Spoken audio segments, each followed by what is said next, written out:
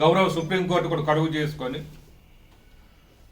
మరి ముఖ్యమంత్రిగా హోదాలో ఉన్న చంద్రబాబు నాయుడు గారు కానీ, అలాగే ఉప ముఖ్యమంత్రి హోదాలో ఉన్న పవన్ కళ్యాణ్ గారు కానీ, అలాగే విద్యాశాఖ మంత్రి హోదాలో ఉన్న లోకేష్ గారు కానీ, ఈ లడ్డూలో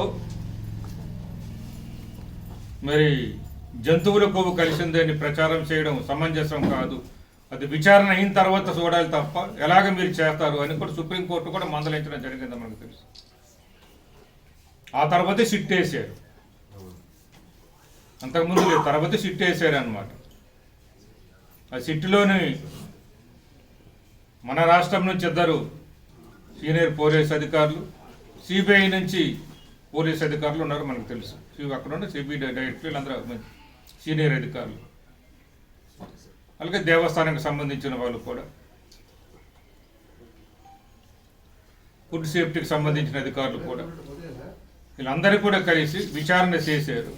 సుప్రీంకోర్టు ఆదేశాల ప్రకారం విచారణ చేసే సిట్టు ఆ విచారణ చేసిన తర్వాత వాళ్ళంతకుముందు తనిఖీ చేసిందే కాకుండా మళ్ళీ కూడా ఈ సిట్టు వాళ్ళు ఇచ్చిన శాంపిల్స్ని తీసుకొని మళ్ళీ కూడా పరీక్షలు చేయించారు. పరీక్షలు చేయించిన తర్వాత ఎన్డీడీబీ కానీ ఎన్డీఆర్ఐ కానీ వీళ్ళు తేల్చి దీంట్లో కొవ్వు లేదు కానీ దీంట్లో మన పవన్ కళ్యాణ్ గారు చెప్పినట్టు గతంలో కన్నా మన భిన్నంగా ప్లాంట్కు సంబంధించింది ఉన్నది. అంటే మనకు ప్లాంట్ అంటే చెట్లకు సంబంధించింది, మొక్కలకు సంబంధించింది అర్థం. కల్తీ ఉన్నది, పామ్ ఆయిల్ అంటే కల్తీ ఉన్నదని తేల్చారండి. తప్పు జరిగింది చంద్రబాబు హయాంలో, తప్పుగా మాట్లాడేది చంద్రబాబు నాయుడు గారు, లోకేష్ గారు, పవన్ కళ్యాణ్ గారు. వాళ్ళు ప్రజలకు క్షమాపణ చెప్పాలి. మొదటి నుంచి మనం చెప్పేది అదే, ప్రజలకు క్షమాపణ చెప్పాలి. క్షమాపణ చెప్పలేదు సరే ఇంక చెడుగా తీసుకొస్తారు, ఒకటి కాకపోతే ఒకటి తీసుకొస్తున్నారు, మనం చూస్తున్నాం. అలాగే ఇప్పుడు మరి ఈ బోలేబాబాకు సంబంధించి అని చెప్తున్నారు, ఆవు లేదు, 1 కేజీ కూడా నెయ్యి కూడా లేదు అని అంటున్నారు.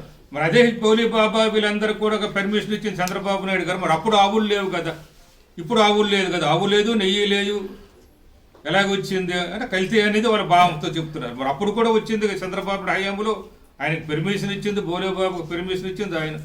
మరి అప్పుడు ఆవులు లేవు కదా, అప్పుడు కేజీ నెయ్యి లేదు కదా. అంటే ఇవన్నీ మనం చెప్పుకుపోతుంటే, ఒకరికొకరు మనం విమర్శించుకుపోతుంటే మరి మనకే ఇబ్బంది. 82,000 కేజీల నెయ్యి అప్పుడు కొన్నట్టుగా ఉంది అసలు చంద్రబాబు గారి హయాంలో.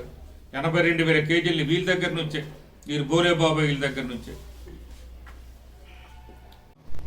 ఇప్పటికైనా ఇటువంటి పంది కొవ్వు ప్రచారం, చేప నూనె ప్రచారం, ఆవు కొవ్వుల ప్రచారం లడ్డు మీద దయచేసి మీరు కానీ మీ పార్టీ కానీ మీకు ఎవరికి లేకుండా చెప్పండి, చూడండి.